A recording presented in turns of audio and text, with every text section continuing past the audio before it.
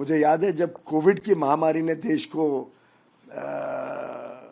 इतने तकलीफ में डाला, कैसे भारत के उद्योग जगत के लोग मदद कर सकते हैं। रतन टाटा जी ने एक मिनट झिझक नहीं की, सीधा कहा कि टाटा ग्रुप 1500 करोड़ रुपए कोविड की लड़ाई के लिए सरकार के साथ जुड़ के खर्चा करेगा। कभी ऐसा कोई व्यक्ति नहीं होगा जिसने कोई उनसे अच्छे काम के लिए मदद मांगी हो और उन्होंने ना किया हो। कुछ युवा डॉक्टरों ने मिलके एक अस्पताल शुरू करने की सोची संभाजी नगर में। डॉक्टर हेडगेवार के नाम पे वो अस्पताल आज भी लाखों लोगों की सेवा कर रहा है। जब रतन टाटा जी को पता चला कि युवा डॉक्टरों ने इसका कल्पना की है, तो बेझिझक उन्होंने पूरी सहायता करी। टाटा एक बहुत ही संवेदनशील व्यक्तित्व थे।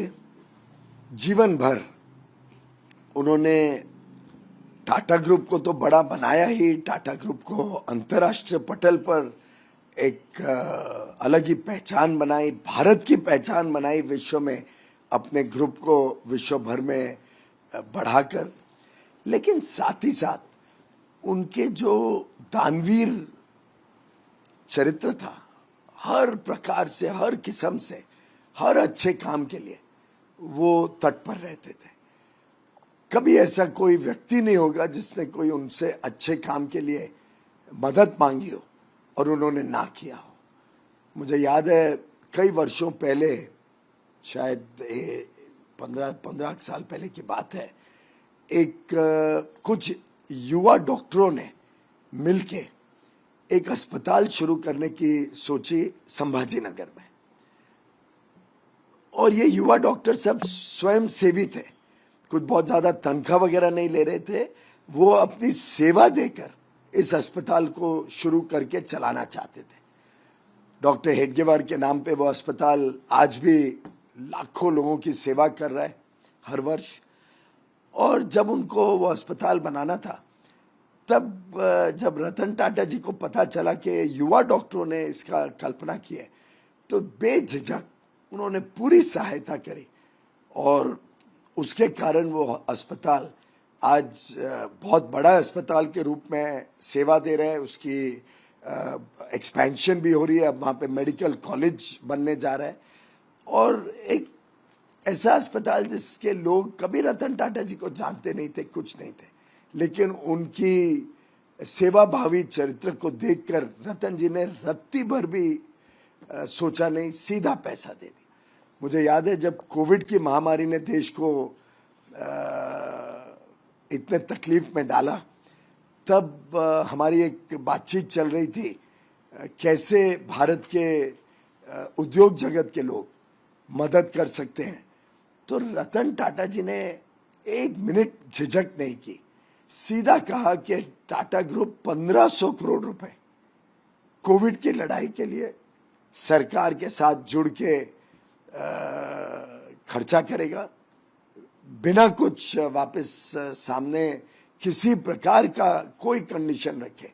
1500 करोड़ रुपए उन्होंने कमिट कर दिए कोविड की लड़ाई के लिए, जिसमें से 500 करोड़ रुपए उन्होंने सीधा एक दिन के अंदर चेक भेज दिया पीएम केयर्स में, जिससे कोविड की लड़ाई में भी हमारे हाथ मजबूत हुए। मैं समझता हूँ एक ऐसा व्यक्तित्व है जिन्होंने जीवन भर व्यापार और उद्योग को तो बहुत नई ऊंचाइयों तक लेके गए ही, ईमानदार व्यवस्थाओं से भी कैसे उद्योग बड़ा बन सकता है, अंतर्राष्ट्रीय पटल पर जा सकता है, उसका एक जीवंत उदाहरण टाटा ग्रुप के रूप में बनाया।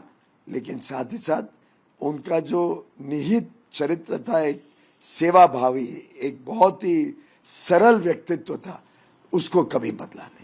चूंकि आपका उनसे निजी संबंध भी था, कुछ ऐसी देशवासियों को आप बताना चाहते हैं, क्योंकि अब रतन टाटा नहीं रहे, कोई ऐसी यादें जो आपका उनसे जुड़ा हुआ हो? कई सारे यादें आती है। जैसे हमने रेलवे में एक बार प्रधानमंत्री नरेंद्र मोदी जी ने हजारक स्टेशन पे वाईफाई लगाने का निर्णय लिया और 1000 स्टेशन पे जब वाईफाई लग गया था और एक अंतर्राष्ट्रीय कंपनी की मदद भी उसमें हमें मिली थी, गूगल ने मदद की थी कि पहले चरण में वाईफाई लग सके। उसका प्रभाव इतना अच्छा था, यात्रियों के लिए इतनी सुविधा हो गई थी। उसके कारण मैं एक बार रायपुर गया था, मैंने रायपुर में रात को बच्चों को देखा कि बच्चे बड़े पैमाने पे रेलवे स्टेशन पे रात को 12-1 बजे पढ़ाई कर रहे थे, क्योंकि वहाँ का वाईफाई सबसे तेज था, अच्छा था। तो हमें लगा कि ये वाईफाई को हमें पूरे देश में हर स्टेशन में लेके जाना चाहिए। तो साधारणतः तो हम बजट में प्रोविजन प्रावधान करते, अगले साल के बजट में प्रावधान होता, फिर वो लगता। मैंने ऐसे ही माननीय रतन टाटा जी को बताया कि इसका हमें ऐसा ऐसा लाभ हुआ है और अब हम चाहते हैं कि जो बाकी 6500 स्टेशन है सभी में वाईफाई लगाया जाए। तो उन्होंने तुरंत बिना हिचक करे तुरंत कहा कि टाटा सन्स इसके लिए पूरा पैसा देगा रेलवेज को। उनका कोई लेना देना नहीं था। तब तक तो टेलीकॉम इंडस्ट्री से भी टाटा सन्स निकल चुके थे, टाटा ग्रुप में कोई टेलीकॉम का कोई काम नहीं था। उन्होंने सीधा उनके जो सचिव थे और उनके सहयोगी थे वेंकट, उनको आदेश दिया 450 करोड़ रुपए एक पलक में उन्होंने रेलवेज को दे दिए। मुझे याद है जब अंत में वो प्रोजेक्ट खत्म हो रहा था तब थोड़े और पैसे की जरूरत थी। हमें शर्म भी आ रही थी कि क्या छोटे सी चीज के लिए टाटा जी को हम अप्रोच करें, पर उनके वेंकट ने कहा कि रतन टाटा जी ने कहा ये जिम्मेदारी है, टाटा ग्रुप पूरी रेलवे में वाईफाई को फंड करेगा और जो भी कमी पड़ेगी वो भी देने के लिए तुरंत तैयार हो गए। तो एक उनके मन में हर वक्त कैसे भारत आगे जाए, कैसे भारत के युवा शक्ति को मौके मिले। मुझे जो जानकारी है उन्होंने शायद 30 से अधिक स्टार्टअप्स को अपनी पर्सनल कैपेसिटी में, अपने व्यक्ति खुद के पैसे से स्टार्टअप को मदद दी कि वो आगे बढ़ सके। कई बार कोई आइडिया उन्हें अच्छा लगता था तो वो सीधा उसको सपोर्ट करते थे, और मात्र फाइनेंशियल सपोर्ट नहीं, वो मेंटरिंग भी करते थे कि कैसे ग्रुप को सपोर्ट किया जाए, कैसे युवा युवती को मदद की जाए कि वो आगे चल के अपने अनुसंधान से, अपने नए आइडिया से काम बढ़ा सके। टाटा ग्रुप एक ऐसा ग्रुप रहा है जिसका हर क्षेत्र में देशभक्ति झलकती है, और रतन टाटा जी ने जो लगभग 60 वर्ष सेवा की है उद्योग जगत की, 1961 में एक शॉप फ्लोर के अप्रेंटिस के रूप में टाटा ग्रुप में उन्होंने सेवा करना शुरू किया था।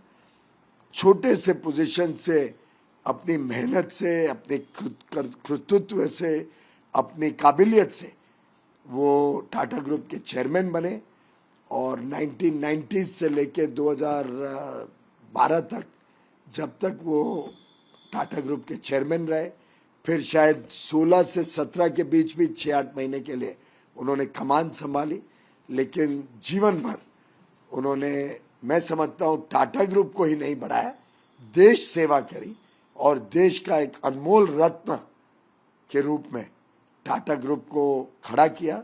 ये रतन भी था देश का और शान भी थी देश की।